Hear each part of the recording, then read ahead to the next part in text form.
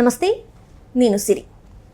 గత కొన్ని రోజులుగా మనం ఒక కేసు గురించి అయితే వింటూనే ఉన్నాం.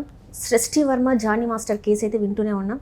అయితే సృష్టి వర్మ కేసు పెట్టడం వల్ల జానీ మాస్టర్ పైన అయితే పోక్సో చట్టం కింద తనని అరెస్ట్ చేశారు, జైల్లో రిమాండ్లో ఉంచారు. ఆ తర్వాత కాలంలో అయితే తనకి బెయిల్ దొరికి బయటికి రావడం జరిగింది. అయితే ఇప్పుడు మళ్ళీ పరిణామాలు కొంత చేంజ్ అయినట్టు అనిపిస్తుంది. ఏంటంటే సృష్టి వర్మ బయటకు వచ్చి మళ్ళీ కూడా తను ఇంటర్వ్యూస్ ఇవ్వడం వల్ల మళ్ళీ కొంత దీని మీద కొంత ఆలోచించాలి అన్నట్టుగా జరుగుతుంది. అంటే సృష్టి వర్మ చెప్పేది నిజమా కాదా, అసలు ఏం జరుగుతుంది, నిజంగా తనకి న్యాయం జరిగిందా లేదా, మరి ఏమేమి జరగబోతున్నాయి, ఇంకా ముందు ముందు కూడా ఏమేమి జరిగే అవకాశాలు ఉన్నాయనే అంశాన్ని మనకి వివరించడానికి ఆల్రెడీ మనం చాలాసార్లు మాట్లాడాం తన గురించి. అంటే తను ఏంటంటే మగవాళ్ళకి ఏదైనా కష్టం వచ్చిందంటే ఖచ్చితంగా వాళ్ళ పక్కన ఉంటారు. ఖచ్చితంగా వాళ్ళు ఎవరెవరైతే ఆడవాళ్ళ చేతుల్లో మోసపోతున్నారో వాళ్ళందరికీ కూడా తన పక్కన ఉండి వాళ్ళకి న్యాయం జరిగేలాగా చేస్తారు. తనే మన ఆర్జే శేఖర్ భాష గారు. నమస్కారం సార్. నమస్తే మా సార్, ఇప్పుడు చూస్తుంటే సృష్టి వర్మ అండ్ జానీ మాస్టర్, అసలు ఇది ఎక్కడ మొదలైంది, అసలు ఇది ఎలా పోతుంది, అండ్ ఏంటంటే ఈ ఇంటర్వ్యూస్ కూడా చూసుకున్నట్టయితే ఇప్పుడు ముగ్గురు వ్యక్తులు అయితే ఇంటర్వ్యూస్ ఇస్తున్నారు సార్. ఒకరు వచ్చేసి సృష్టి వర్మ, తర్వాత జానీ మాస్టర్, ఇంకా వాళ్ళ వైఫ్ కూడా అయితే ఇంటర్వ్యూస్ ఇస్తున్నారు. ఒక్కొక్కరిది ఒక్కొక్క వర్షన్ లాగా అనిపిస్తుంది. అసలు ఇంతకీ ఇందులో అసలు ఏం జరిగింది, ఎవరికి న్యాయం జరుగుతుంది, ఎవరికి న్యాయం జరగట్లేదు, చాలా రకాల క్వశ్చన్స్ అయితే వస్తున్నాయి, డౌట్స్ కూడా వస్తున్నాయి. అసలు మీకు తెలిసింది ఏంటంటారు సార్? అసలు యాక్చువల్గా ఇంటర్వ్యూ ఎవరు కూడా ఇచ్చేవాళ్ళు కూడా కాదు. ఈఎంఐ బయటకు వచ్చి ఈఎంఐ ఇంటర్వ్యూ ఇవ్వడంతోనే ఇదంతా మొదలైంది.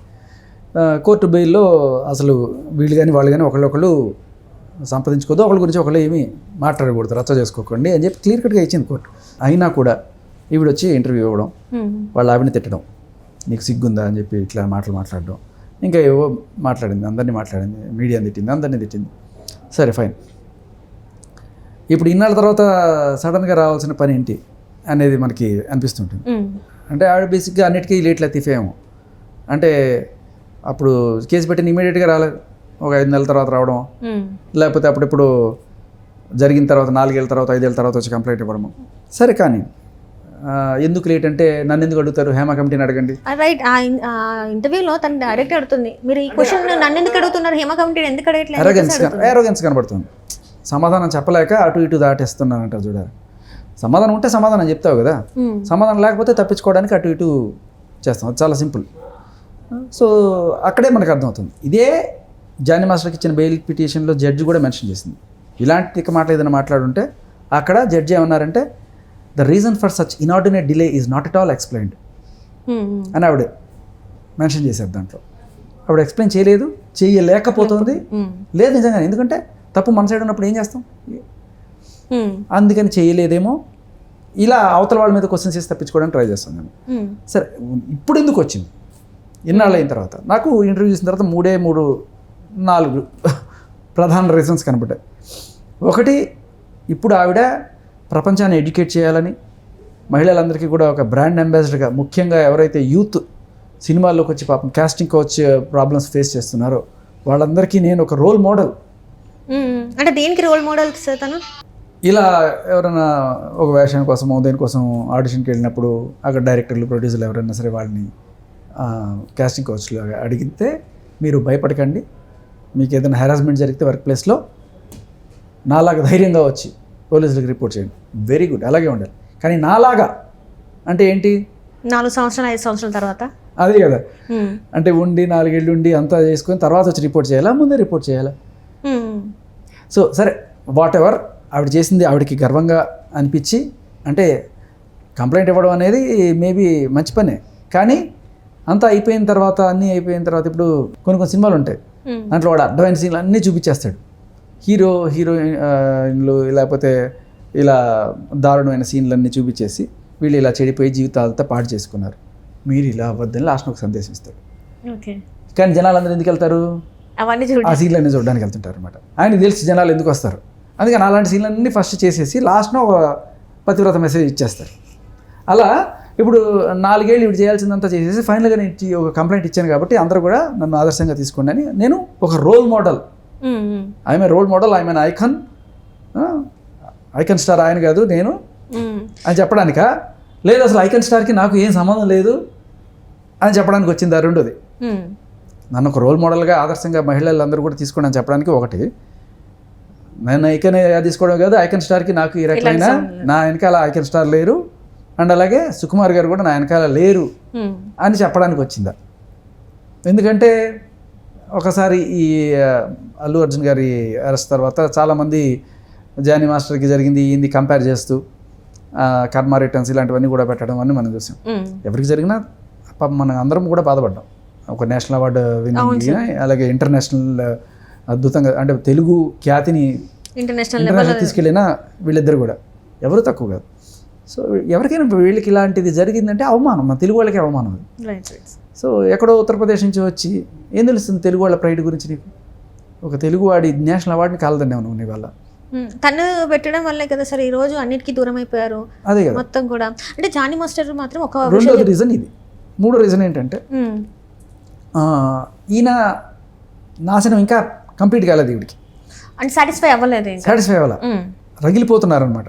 అంటే నరసింహలో ఆవిడ ఉంటారు చూడండి, రమ్యకృష్ణ, ఆవిడలాగా నీ పతనం నీ అంతం నేను చూస్తా చూస్తా చూస్తా అన్నట్టుగా ఆయన జైలు పెట్టించావు, ఆయనకి ఆర్డర్ రద్దు చేయించావు, ఆయనకి ప్రెసిడెన్షిప్ తీపిచ్చేసావు. ఇంకా ఎక్కడో చోట ఆయన సుఖంగా ఉన్నాడనే విషయం ఈవిడ సహించలేదు. I'm I satisfied? నో. ఇంకా కుళ్ళపడచాలి మనిషిని, ఇంకేం కుళ్ళపడుస్తావు అంటే ఒక గ్రడ్జ్ తీర్చుకోవడానికి వచ్చావా?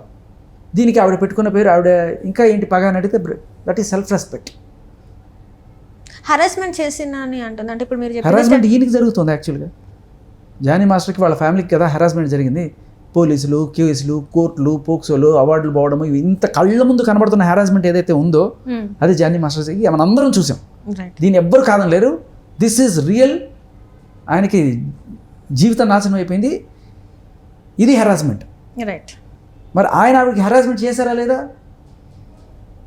అండ్ ఫోర్త్ ఆ హెరాస్మెంట్ ఒకటి ఈ పాష్ కమిటీ వాళ్ళు ఇచ్చిన తీర్పులో ఆయన వర్క్ ప్లేస్లో హెరాస్మెంట్ జరిగింది అని వాళ్ళు ఒక తీర్పిచ్చి దానికోసం ఆయన ప్రెసిడెన్షిప్ రద్దు చేస్తున్నామని వచ్చారు. అదేంటి సెక్షువల్ హెరాస్మెంటా నార్మల్ హెరాస్మెంటా అని అడిగితే నార్మల్ హెరాస్మెంట్. అది కూడా కొట్టాడా? లేదు, తిట్టాడు. తిట్టాలి, ఆయనకి కోపం రావాలి, ఆయనకి మెంటల్గా డిస్టర్బ్ అవ్వాలి అని చేసింది ఎవరు? నువ్వు. ఆయనకి ఆడియో రికార్డ్ సాక్ష్యం. సో ఏదో రకంగా మనిషిని రెచ్చగొడితే అది ఎక్కడో ఒక చోట he lose his cool and వచ్చి బర్స్ట్ అయ్యాడేమో, అది పట్టుకొని ఇదిగో చూడండి దొరికిపోయాడు. సో అలా ఆయన్ని దీంట్లో ఇరికించడం జరిగింది. సో ఇక్కడ ఆ జరిగిన ప్లేస్ వచ్చి పుష్ప సెట్స్ కావడంతో మరి సుకుమార్ గారు, అల్లు అర్జున్ గారు వీళ్ళందరూ వీళ్ళ వెనకాల ఉన్నారని మనం కొంత కథనం అలా అనుకున్నాం. కానీ యాక్చువల్గా సుకుమార్ గారు వీళ్ళిద్దరికి మధ్యస్థం చేయడానికే ట్రై చేసినట్టుగా నాకు సమాచారం. అమ్మ ఆయన పెళ్ళైన వ్యక్తి, ఇంకా ఆయన్ని వేధించడం కరెక్ట్ కాదు, ఆయన మా నాన్న ఆయన వదిలే అని చెప్పినట్టు కూడా మనకు సమాచారం. అంటే ఇక్కడ సార్ జానీ మాస్టర్ గారి వైఫ్ ఒక మాట మాట్లాడడం జరిగింది. నీకు హరాస్మెంట్ జరిగి ఉంటే, నీకు ఏదైనా జరిగి ఉంటే నువ్వు ఎందుకు నీ పేరెంట్స్ చెప్పుకోలేదు అంటే, నా ఇంట్లో కూడా ఒక ఆడపిల్ల ఉంది, తనకి 7 years, తనకి ఏం జరిగినా కూడా నేను స్కూల్లో ఏం జరిగినా కూడా నేను ఇప్పటి నుంచి అన్నీ అడుగుతూ ఉంటాను, డైలీ అడుగుతూ ఉంటాను, అసలు ఎట్లా జరిగింది, ఎట్లా వెళ్ళింది, ఏంటి అనేది కూడా నేను చెప్తూ ఉంటాను, అడుగుతూ ఉంటాను. నిన్ను నీ పేరెంట్స్ అడగలేదా, నువ్వెందుకు చెప్పుకోలేకపోయావు, అసలు ఇదంతా జరిగిందా, ఇది కావాలని నువ్వు చేస్తుందని క్లియర్గా అర్థమవుతుందని చెప్పి తన క్వశ్చన్. నిజంగానే సరే ఇన్ని ఇయర్స్ ఎవరైనా తట్టుకొని ఉంటారా? తట్టుకొని ఉండదు, అది సెకండరీ. ఫస్ట్ కాల్ రికార్డింగ్లో నాకు ఆయన గుర్తొస్తున్నారు. సరే నీకు నిజంగానే ప్రేమ లేకపోతే, ఆయన నిజంగానే నిన్ను టార్చర్ చేసి ఉంటే ఆయన నీకెందుకు గుర్తొస్తారు? అసలు గుర్తు రావడం ఏంటి అసలు? అంటే ఆయన ఆవిడ బర్త్డే వస్తుందంటే గుర్తొస్తారంట, January 1st వస్తే గుర్తొస్తారంట, Valentine's Day వస్తే అంటే గుర్తొస్తారంట. మరి ఇది ఒక కామాంధుడు, ఒక కీచకుడు, నిన్ను బట్టి ఒక రావణాసుడు ఆవిడ లెక్క ప్రకారం చేసిన వాడు నీకు పదే గుర్తొస్తాడా? అంటే బేసికల్లీ ఉన్ననాళ్ళు ఓడమల్లయ్య, దాని నాళ్ళు బోడు మల్లయ్య, అవసరం తీరిపోయింది, ఇప్పుడు అవసరం లేదు. ఒకవేళ నిజంగానే మీ జీవితంలో అలాంటి ఏదైనా జరిగితే, ఏదైనా గొడవలు జరిగితే, ఇద్దరు కలిసి ఉన్న నాళ్ళు కలిసి ఉండి విడిపోతే ఎవరి పాటికి వాళ్ళు ఉండడం శ్రేయస్కరం. అంతేగాని నాకు చట్టం సహకరిస్తుంది కదా అని చెప్పి అది ఎఫ్ఐఆర్ రేపట్లా అవుతుందమ్మా? ఇవాళ రేపట్లో సంవత్సరానికి ఇంగ్లీష్ పేరు రేపా? నాకు అదే అర్థం కావట్లా. ఇప్పుడు కలకత్తాలో జరిగింది, ఓకే, అది మనం రేపు అంటాం, దాన్ని ఖండిస్తాం, అన్నీ చేస్తాం. వీళ్ళందరికీ ఎందుకు ఇంత జనాల్లో ఎగనెస్ట్గా మాట్లాడుతున్నారు? వీళ్ళకి ఉన్ననాళ్ళు కలిసి ఉండి ఈ రోజు రేప్ కేసు పెడతారు. ఈ నిర్భయ అయిన తర్వాత రేప్ డెఫినేషన్స్ మార్చారు మన చట్టంలో. దానివల్ల వచ్చిన రిపర్కషన్స్ ఇవన్నీ కూడా ఏంటి, రేపు ఎల్లుండే భార్య వెళ్ళి మొగుడి మీద కూడా రేప్ కేసు పెట్టినా విచిత్రం ఏం లేదు. అంటే అదొకటి ఉంది కదా సార్, ఇప్పుడు భార్యకి ఇష్టం లేకుండా భర్త దగ్గరికి వస్తే అది కూడా రేప్ కిందకే వస్తుంది అని చెప్పేసి. అది అయితే నిజంగా అలా చేసిన వాళ్ళకి అది కాకుండా అంటే ఏదైతే న్యాయం జరుగుతుంది సెక్షన్స్ అదే అంటున్నాను. అంటే రేపుకి శిక్ష ఏంటి, 10 ఏళ్ళు లేకపోతే ఇలాంటిది ఏదో ఉందనుకోండి. అంటే భార్యాభర్తల సంసారంలో భర్త ఒకరోజు భార్య మీద ఇలా చేస్తే దానికి 10 ఏళ్ళు జైలు శిక్ష. ఎవరు చేస్తారు ఇట్లాంటివన్నీ? ఒకవేళ కనుక జరిగితే అంటే నాకు జీవితంలో ఇక వీడు వద్దు, వాడి దగ్గర నుంచి ఏదైనా ఆస్తి ఏదైనా గుంజుకొని నేను బతుకుతాం అనుకునేవాడు తప్ప నిజంగా సంసారం చేసుకొని వాళ్ళతో కలిసి ఉండాలనుకునే వాళ్ళు ఏ ఆడవాళ్ళ కేసు పెట్టదు. అంతెందుకమ్మా, ఇప్పుడు వీళ్ళిద్దరికి మధ్య ఎఫ్ఐఆర్ ఉంది అనేది అందరికీ తెలిసిన విషయం. ఇప్పుడు అలా అబద్ధాలు చెప్పుకుంటూ షోల్లో పాపులర్ అవ్వడానికి ఎందుకు అంత కంగారు? తల్లి ఏం చేస్తుంది? సరే మీరు నిజంగానే మైనర్ అనుకుందాం, మైనర్ అనుకున్నప్పుడే మీకు అన్ని తెలివితేటలు అబద్ధాలు చెప్పి షోల్లోకి వెళ్ళి అబద్ధాలు చెప్పి కొంపలు కూల్చి వాళ్ళ సంవత్సరాలు కూల్చి ఇన్ని చేసే తెలివితేటలు మైనర్గానే ఉన్నప్పుడు సరే అయినా కూడా చట్టం ప్రకారం మీరు మైనర్ కాబట్టి మీరు శిక్షార్హులు కారు మీరు చేసిన నేరాలకి. మీరు ఫ్రాడ్ చేసినా మైనర్ కాబట్టి సరే తెలుసో తెలియకో చేసేయాలి అని వదిలేస్తారు కదా. కానీ ఎవరు శిక్షార్హులు ఇక్కడ? మీ అమ్మ మీ నాన్న. రైట్. వెనకాలండి క్లియర్ కట్గా వెళ్ళమ్మా వెళ్ళు, చెయ్యమ్మా చెయ్యి, కనబడుతుంది కదా నీ కూతురు అక్కడ డ్యాన్స్ చేస్తుంది, దాంట్లో ఏమన్నా తప్పుగా ఉందా? డీ జోడీలో తప్పలేదంటుంది కదా. ది జోడీ it self is an adult content ఉన్న షో అది. ఆ షో చూడండి, మీకు ఎన్ని జుగుప్సాకరమైన మూవ్స్ కనబడతాయో. లేదంటుంది కదా సార్, తను మన ఇంటర్వ్యూలో చెప్తుంది. మీరు చూడండి నేను మాట్లాడాను కదా, జడ్జే మాట్లాడుతున్నారు కదా. ఆవిడేమంటుంది ప్రియమణి? సెడక్టివ్ అనే వర్డ్ వాడింది ఆవిడ. సెడక్టివ్ అంటే ఏంటి? అవతల మనిషిలో కామం రేపెట్టు డ్యాన్స్లు చేయడం, ఇలా అసలు హైట్స్. అంటే మనం వాళ్ళ టీఆర్పీల కోసం రేటింగ్ల కోసం ఏమైనా ఈ మధ్యకాలంలో అన్నీ వెళ్ళిపోతున్నాయి. సరే, అంటే ఇప్పుడు కొన్ని ఆడియోస్ కూడా మనకి ఉన్నాయి. సో మీ దగ్గర అంటే నాకు ఇక్కడ ఏమనిపిస్తుంది అంటే మీరు అసలు ఎవరు చేయాలని ఒక కృషి అంటే చాలా వరకు చేస్తున్నారేమో అనిపిస్తుంది. ఎందుకంటే సరే అది రావాలంటే అంత ఈజీ కాదు, కానీ మీరు ఆ కేసు వెనకాల వెళ్ళడమే కావచ్చు, ఇన్వెస్టిగేట్ చేయడమే కావచ్చు, అవన్నీ కూడా మీరు సేకరించడమే కావచ్చు. సార్ ఎలా చేస్తున్నారు సార్ ఇవన్నీ కూడా మీరు? అసలు ఎలా అదే ఇప్పుడు పలానా వాడిచ్చారంటే అందరూ ఇప్పుడు వాడి టార్చర్ చేస్తారు. కానీ మీరు ఈ వర్క్ చేయడం మాత్రం చాలా వరకు అంటే ఎవరైతే జెన్యూన్ ఉన్నారో వాళ్ళకి మాత్రం చాలా యూజ్ అవుతుంది సార్. ఎందుకంటే చాలా మంది మోసం చేసే వాళ్ళు ఉన్నారు, కానీ మోసం చేయకుండా మోసపోతున్న వాళ్ళకైతే ఇది మాత్రం చాలా కరెక్ట్. ఇప్పుడు నేను ఏం చెప్తానంటే ఆవిడ పక్కన కూడా కొన్ని ఎవిడెన్సెస్ ఉండొచ్చు, నేను కాదన్ను. జానీ మాస్టర్ అరిచిందో తిట్టిందో ఏదైనా ఉండొచ్చు. సో అది కూడా నేను కాదన్ను. సరే జానీ మాస్టర్ మిమ్మల్ని తిట్టారా? ఓకే తిట్టారు, ఒప్పుకుంటాను నేను. మీరు ఆయన తిట్టలేదా? మీరు ఆయన అరవలేదా? కానీ ఆయన తిట్టేట్టు ఆయనలో మెంటల్గా డిస్టర్బ్ అయ్యేట్టు మీరు చేస్తాను మీరే చెప్పిన సాక్ష్యాలు కూడా ఉన్నాయి కదా. సో ఇరుపక్షాల దగ్గర ఉంటాయి ఈ ఆడియో రికార్డులు, లేకపోతే వీళ్ళిద్దరి దగ్గర కాకుండా వేరే వాళ్ళు. ఇప్పుడు ఒక ఆఫీస్ బాయ్ దగ్గర దొరికిన రికార్డు ఇది, ఆఫీస్ బాయ్ దగ్గర దొరికిన రికార్డు ఇది. సో ఇలా ఎక్కడైనా ఉండొచ్చు రికార్డులు. కానీ ఇవంతా చూసిన తర్వాత ఎవరికైనా క్లియర్ కట్గా అర్థమయ్యేది ఏంటి? వీళ్ళిద్దరు రిలేషన్లో ఉన్నారా? అది రేపా? రేప్ అనేది ఎక్కడ అనిపించట్లేదు. ఎవరికి అనిపిస్తుందమ్మా? సో ఒకసారి మనం అది విందామా సార్? అలా ఏంటన్నా ఎక్కడున్నా ఇంత బిజీగా ఉన్నారు మీరు? చెప్పరా కొంచెం. మీరేడున్నారు? నేను ఇంట్లో ఉన్నా. అవునా? ఏం చెప్పాలి? ఏం చెప్పాలంటే మీరు ఎందుకు డ్రాప్ చేస్తావు నాకు క్లారిటీ కావాలి ఫస్ట్. ఆ బండి నుంచి అమ్మాయిని డ్రాప్ చేస్తున్నారు, మీ బండి నుంచి నాకు ఫీల్ అవుతుంది కదా. అరే ఆయనకి ఏదో మైండ్ బాగాలేదు కాబట్టి అంటే అంతే, నాకు కూడా మైండ్ బాగాలేదు అందుకే వీడియో పెట్టాను. ఎందుకంటే నాకు ఏంటంటే ఆ వీడియో చూసి ఆయన కోప్పడతారు, నాకు అదే కావాలి. ఆ వీడియో చూసి ఆయన కోప్పడతారు, ఆయన మైండ్ డిస్టర్బ్ అవుతుంది, అందుకే పెట్టాను. కావాలని పెట్టాను.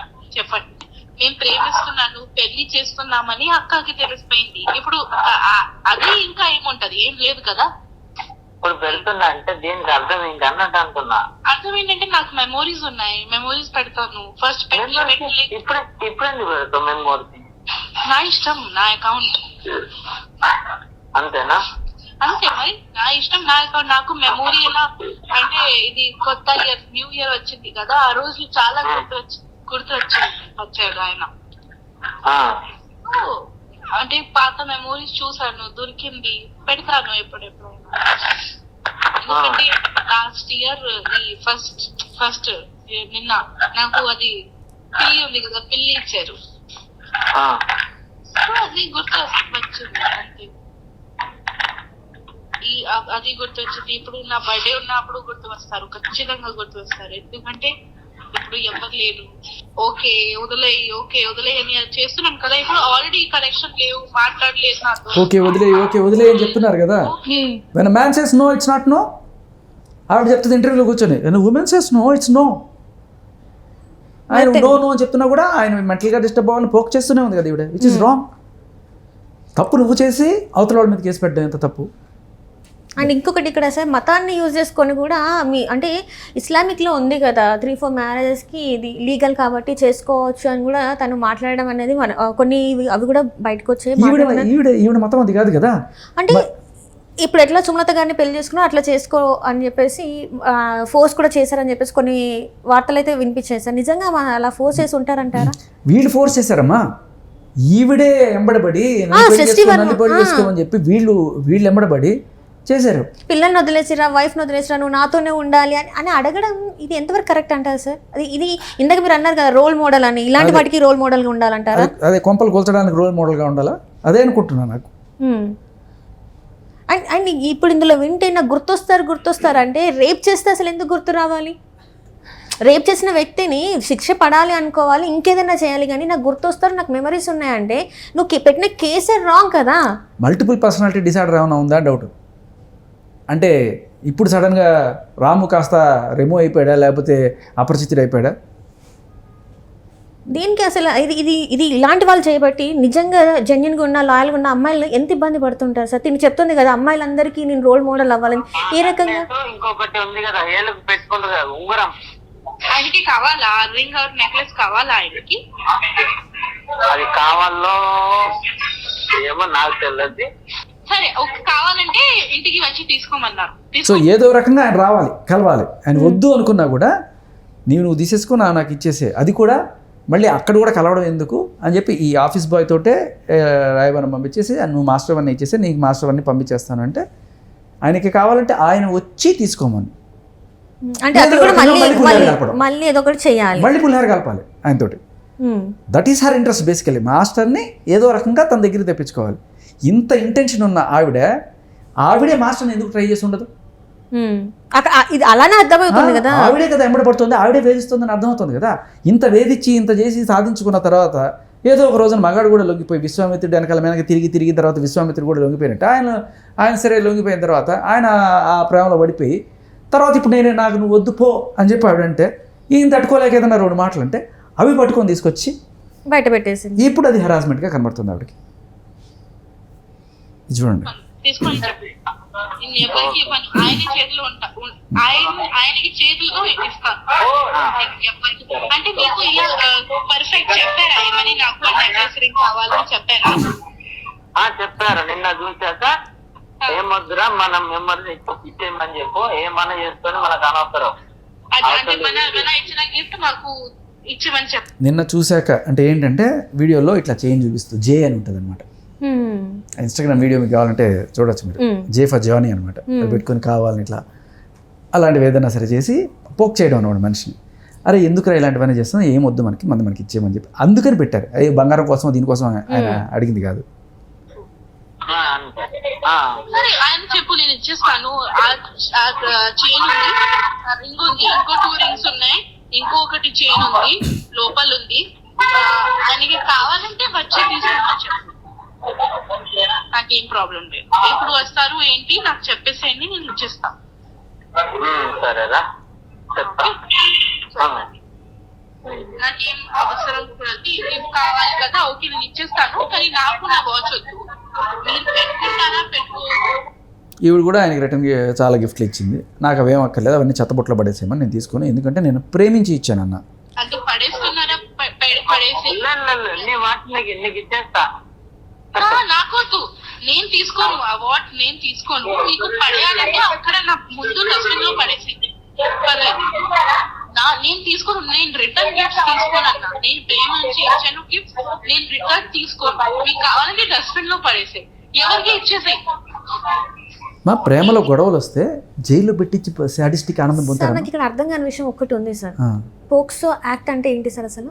అదే ఇప్పుడు 18 ఏళ్ల లోపు వాళ్ళని ఎవరన్నా సరే మభ్యపెట్టి రేప్ చేస్తే రేప్ చేసినా లేదు నార్మల్గా రిలేషన్లో ఉన్నా కూడా అది చట్టరీత్యా నేరం. అయితే ఇక్కడ దీంట్లో రకరకాల levels ఎక్కడ ఉన్నాయి. విన్నప్పుడు అంటే నేను ఇప్పుడే వింటున్నాను, ఇక్కడ విన్నప్పుడు ఎక్కడ నాకు ఆమెను మభ్యపెట్టో లేకపోతే బలవంతం చేసో రూమ్ లోకి తీసుకెళ్ళి అనట్లేదు. ఎందుకంటే కాదు మీరు ఇక్కడ తప్పు కదా చేసుకున్నారు. పోక్సో అంటే ఏంటంటే 18 ఏళ్ల లోపు అమ్మాయి నా మీద ఇష్టం మెచ్చుకొని నువ్వు లేకపోతే చచ్చిపోతా, నాతో వస్తావా రావా, నాతో చేస్తావా చేయవా అని చెప్పి బలవంతంగా ఆవిడ మీతో ఒక ఆభరం చేయించుకున్నా కూడా ఇట్లా గన్ను పెట్టుకొని నాతో సంసారం చేస్తావా చేయవా లేకపోతే నేను చచ్చిపోతాను అని చెప్పి 18 ఏళ్ల లోపు అమ్మాయి అడిగితే సరే ఇది ఎక్కడ చచ్చిపోతుందో అని చెప్పి నువ్వు కనుక సంసారం చేస్తే అది కూడా రేపే. అది మీరు తెలుసుకోండి, అది చట్టం, అలా ఉంది చట్టం. అయితే దీంట్లో పోక్సోలో రకరకాల కేటగిరీస్ కూడా ఉన్నాయి. 16 ఏళ్ళు దాటి వాళ్ళకి సంబంధించిన చట్టాలు వేరే ఉన్నాయి. 16 ఏళ్ళ లోపు ఇంకా 13 ఏళ్ళ లోపు అవి ఇంకా స్ట్రాంగర్ సెక్షన్స్ ఉంటాయి అన్నమాట. ఇప్పుడు ఈవిడ మధ్యలో ఫన్ బకెట్ భార్గవ్ రెఫరెన్స్ ఇచ్చింది. ఆయనకి 20 years పడింది కదా, ఆ అమ్మాయికి 14 ఏళ్ళు 13 ఏళ్ళ వయసు, మరీ దారుణం. సో దాని వెనకాల ఈక్వెషన్స్ కూడా చాలానే ఉన్నాయి. బట్ నేనేంటంటే అంటే అది మరీ చిన్నపిల్ల. ఇక్కడ ఈవిడ 16 ఏళ్ళ వయసు దాటిన సెక్షన్లోకి వస్తారు. బేసికలీ పోక్సోలో కూడా డివిజన్స్ ఉన్నాయి, సబ్ సెక్షన్ 1, 2, 3 అట్లా ఉంటుంది. అయితే దీంట్లో ఏంటంటే ఇంకొక మెయిన్ చాలా పెద్ద ఏంటంటే ఇప్పుడు 16 ఏళ్ళ అమ్మాయి నేను 18 ఏళ్ళ అమ్మాయి అని చెప్పి నీ దగ్గరికి వచ్చి చేసిన తర్వాత అప్పుడు ఎవరు తప్పవుతుంది? ఇప్పుడు అదే కదా జరిగింది ఇక్కడ. నేను 18 ఏళ్ళ అమ్మాయిని అని చెప్పి డీలోకి వెళ్ళావు, డీలోనే ఈయన పరిచయం. మరి అందరికీ నువ్వు 18 ఏళ్ళని చెప్పినట్టే కదా. ఎక్కడ నేను మైనర్ అని నువ్వు చెప్పావు లేకపోతే మీ అమ్మ చెప్పింది, ఏ రోజైనా చెప్పారా ఇవాళ దాకా? నీకు అవసరం కోసం అవతల వాళ్ళ మీద ఇరికించడం కోసం నువ్వు ఇది చేస్తున్నావు. అని ఇంకోటి ఏంటంటే ఆ 18 ఏళ్ళ లోపే లేకపోతే అప్పుడే జరిగిందనే నువ్వు పరిచయం అయ్యి ఉండొచ్చు. అప్పుడు డీ జోడీలో అందరికీ పరిచయం అయ్యావు కదా. మరి ఆ పరిచయం అయ్యింది అప్పుడు అయ్యిండొచ్చు, రిలేషన్ 1 సంవత్సరం తర్వాత 2 ఏళ్ళ తర్వాత అయ్యిండొచ్చు కదా. అప్పుడు కూడా మరి అయిపోయిన పరిచయం అయిన వెంటనే రిలేషన్స్ ఏమి జరగలేదు కదా. అండ్ ఒకవేళ రిలేషన్ అయినా కూడా తర్వాత ఎప్పుడో ఇప్పుడు ఎలా ఉంటుందంటే మన ఊళ్ళలో 16 ఏళ్ళకి 17 ఏళ్ళకి పెళ్లి చేస్తారు. చేసుకున్న తర్వాత సంవత్సరం తిరిగిన తర్వాత వాళ్ళు జనరల్గా కొంచెం మొగుని దగ్గర అనుకుండా తోసేస్తుంటారు, చేస్తుంటారు. సరే మొత్తానికి ఏదో వాడు కష్టపడి మొత్తానికి ఏదో పిల్లలు అంటారు, ఏదో చేస్తారు. తర్వాత 18 ఏళ్ళు దాటిపోతే ఒక పిల్లవాడో 2 పిల్లలు పుడతారు. పుట్టేసిన తర్వాత వాడు ఏదో సంసారం చేసుకుంటారు. మొగుడికి పెళ్ళడానికి ఏదో గొడవ అయిందనుకోండి, ఇప్పుడు ఈ చట్టం ఉంది కదా, వీడు నాకు 16 ఏళ్ళకి లేకపోతే పెళ్లి చేశారు, వీడు నన్ను మేజర్ కాకముందే నన్ను చేశాడు కాబట్టి పోక్సో పెట్టండి వీడిని అంటే ఎలా ఉంటుంది? అందుకే ఇలాంటి వాటి కోసం వేరే చట్టాలు ఉన్నాయి. రైట్. మొన్న ఒకటి కూడా 2017లో కూడా ఒక కేసు జరిగింది సార్. ముస్లిం అతను ఒక టీచర్ 13 years అమ్మాయిని లేపుకెళ్ళి తనని 13 years ఇస్ వెరీ, అది 13 years సెక్షన్ వేరే, అది కంప్లీట్గా. బట్ 16 ఏళ్ళు దాటిన తర్వాత మీకు చాలా దేశాల్లో ఇప్పటికీ మీకు తెలుసో లేదో మెజారిటీ 16 years అమ్మాయిలకి.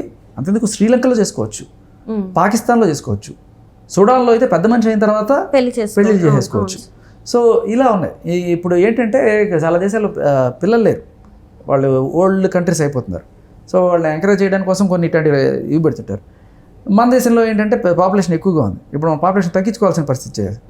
సో దానికోసం ఇలాంటి చట్టాలు చేస్తున్నారేమో తెలియదు కానీ, బట్ ఏమవుతుందంటే స్వీడన్, నార్వే అటువంటి దేశాల్లో ఇలాంటి స్ట్రిక్ట్ చట్టాలు పెట్టడంతో పెళ్ళిళ్ళు చేసుకోవడం మానేశారు మగవాళ్ళు. ఇప్పుడు అది ఏమైందంటే ఆల్మోస్ట్ మానేసి ఒక 10-15 ఏళ్ళు అయిపోయింది. It's become the oldest country, అంటే ఓల్డెస్ట్ పీపుల్ ఉన్న కంట్రీ. ఎక్కువ సంఖ్య పాపులేషన్, యూత్ లేరు అక్కడ జనాలు, పనిచేసేవాళ్ళు ఎవరంతా ముసలి కూర్చొని ఉంటారు, అలా అయిపోతుంది అనమాట. సో బేసికల్లీ ఏంటంటే 16 ఏళ్ళు దాటిన తర్వాత మైనారిటీ వేరు, 16 ఏళ్ళ ముందు మైనారిటీ వేరు. ఈ ఫన్ బకెట్ భాగ్యం అనేది 14 ఏళ్ల కన్నా ముందున్న అమ్మాయితో ఉన్న రిలేషన్ వల్ల జరిగినది తప్ప, ఇప్పుడు ఇలా అబద్ధాలు చెప్పి ఇప్పుడు ఇక్కడ ఎవరైనా శిక్షార్హులు అంటే అది వాళ్ళమ్మ.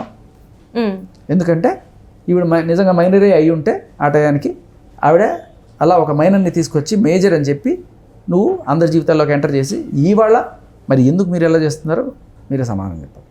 అంటే ఇక్కడ సృష్టి వర్మకి అసలు ఏం కావాలి సార్? ఎందుకంటే ఇక్కడ మనం చూసుకుంటే ఆ మూడే చెప్తున్నాను కదా, ఈ మూడిట్లో ఏదైనా అయ్యుండొచ్చు. ఒకటి జానీ మాస్టర్ సర్వనాశనం అయిపోవాలి. ఎందుకంత సరిపోలే కోపం, ఎందుకంత కక్ష? ఎందుకంటే నీ గురువు నన్ను కొడుతుందా సుమలత?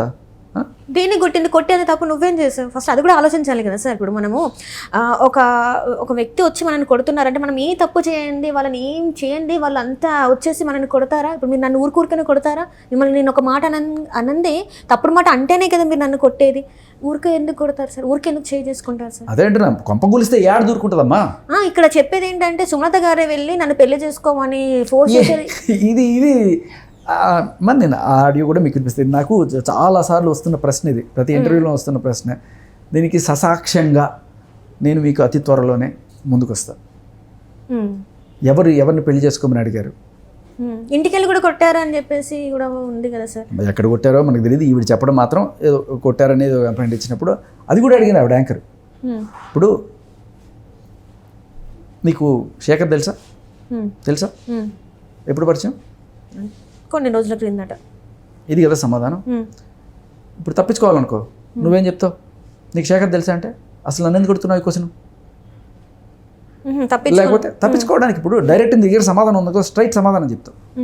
ఇప్పుడు సోమలత గారు నేను కొట్టారా అని అడిగింది ఆవిడని అడగండి ఏంటి అంటే నేను కొడితే కొట్టారని చెప్పు, లేకపోతే లేదని చెప్పు. ఆవిడని అడగమంటే తప్పించుకునే అక్కడ ఆన్సర్ ఏది చెప్పాలో తనకి ఒక డైలమాలో ఉండి అవును కొట్టారన్నారు అనుకో, ఎందుకు మరి ఇదేంటి అని చెప్పి ఇంకో ఏదైనా సాక్ష్యం తీసి అడిగితే కదా. అదొకటే కాదు, ఏదైనా సరే ఇలా మీకు సమీర్ అనే అతనుకి నీకు సంబంధం ఉంది, అతను వెళ్ళి ఏదో కేసు పెట్టాడు అంటున్నారు. ఇక్కడ పోయాడు, చచ్చిపోయాడు, సూసైడ్ చేసుకుంటాడు అన్నారు కదా, ఏది మరి సూసైడ్ కూడా చేసుకోలేదే అన్నప్పుడు ఆమె అడిగింది సమీర్ మీకు తెలుసా? సమీర్ మీకు తెలుసా? ఇప్పుడు నేను శేఖర్ నీకు తెలుసా అంటే తెలుసు. ఎప్పుడు తెలుసు? 3-4 రోజుల క్రితం తెలుసు. ఎక్కడ కలిశారు? ఈ స్టూడియోలో కలిసాము. ఏం మాట్లాడుకున్నారు శేఖర్ మీరు? ఏదో ఇంటర్వ్యూలో మాట్లాడుకున్నాం. డైరెక్ట్ సమాధానం ఉన్నాయి కదా. సో ఇప్పుడు నీకు సమీర్ తెలుసా అని నేను అడిగితే నువ్వేం చెప్తావు? అంటే నాకు తెలుసు లేకపోతే లేదని చెప్తాను. ఇక్కడ ఆవిడేం చెప్తుంది? ఆయన మాస్టర్ బంధువు అనే నాకు తెలుసు. మాస్టర్ బంధువు అనే నీకు తెలుసా? మీరు ఎక్కడ కలిశారు? ఎప్పుడు కలిశారు? తప్పించుకోవడం.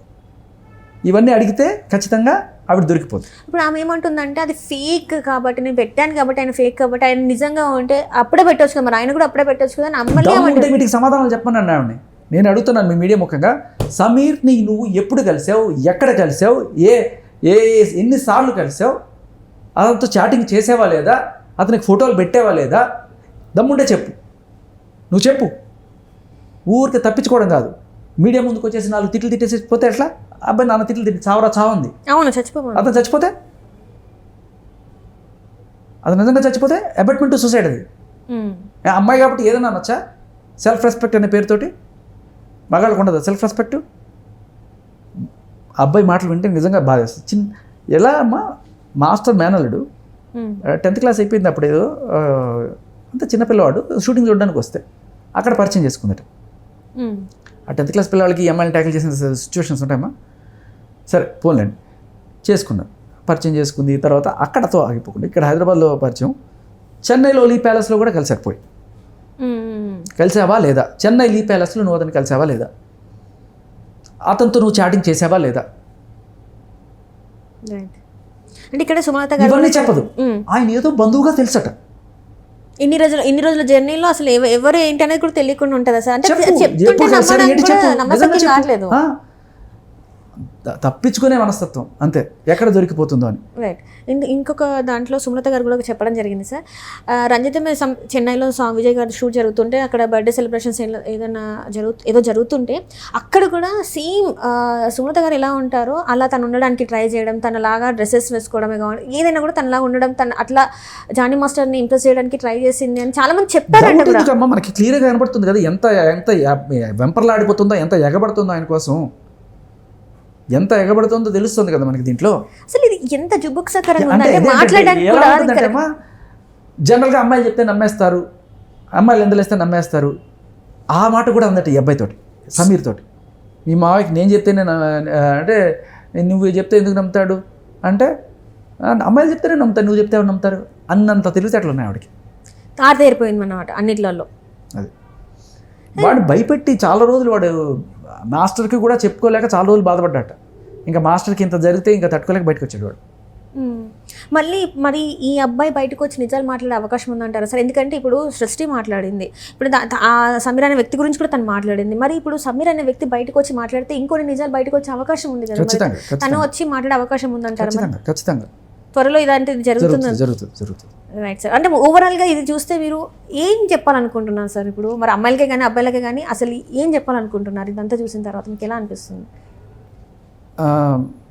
సొసైటీలో కొన్ని మార్పులు రావాలి, చట్టాలు రావాలి. రైట్. చట్టాలు ఇటువంటి వాళ్ళ ప్రొటెక్షన్ కోసమే ఉన్నాయి. నిజానికి అమ్మకి ప్రొటెక్షన్ లేదు. ఒక అమ్మకి అంటే ఇది ఇక్కడ ఈవిడ కేసనే కాదు, ఇప్పుడు ముగ్గురులో జానీ మాస్టర్, సుమలత గారు అండ్ ఈవిడ ముగ్గురులో వీళ్ళిద్దరూ హాయిగా శుభ్రంగా రిలేషన్లో ఉంటే ఎంజాయ్ చేసుకుని అక్కడెక్కడ ఈ ఫారిన్ కంట్రీలు టూర్లు వేసుకొని వెళ్తే ఈవిడిద్దరు పిల్లల్ని పెట్టుకొని ఈవిడ ఇది చేసుకుని మానసిక క్షోభ సార్ ఇంత ఉంటే ఎవరికమ్మా నా న్యాయం జరగాల్సింది ఇక్కడ? తనకి సుమలత గారికి జరగాలి. అసలు ఇప్పుడు ఈవిడికి అన్యాయం జరిగిందని ఈవిడ కేసు పెడుతుందా?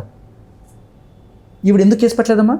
ఎందుకంటే గుట్టుగా ఉండాలి కాదు, కేసు పెడితే వాళ్ళ ఆయనకి ఇబ్బంది అవుతుంది, వాళ్ళ ఆయనకి నష్టం అయితే తన ఫ్యామిలీకే నష్టం. అందుకని మూసుకొని ఉండాల్సిన పరిస్థితుల్లో ఆవిడ కామ్గా ఉంది. నిజానికి నష్టపోయింది ఈవిడ. మరి ఇటువంటి వాళ్ళకి, ఇటువంటి సిచ్యువేషన్స్ ఉన్న వాళ్ళకి చట్టాలు ఏం చెప్తాయమ్మా? నువ్వు పెట్టు, మీ ఆయన మీద కేసు పెట్టుకో, మా ఆయన మీద కేసు పెడితే నాకే కదరా బొక్క, నాకే కదా నష్టం.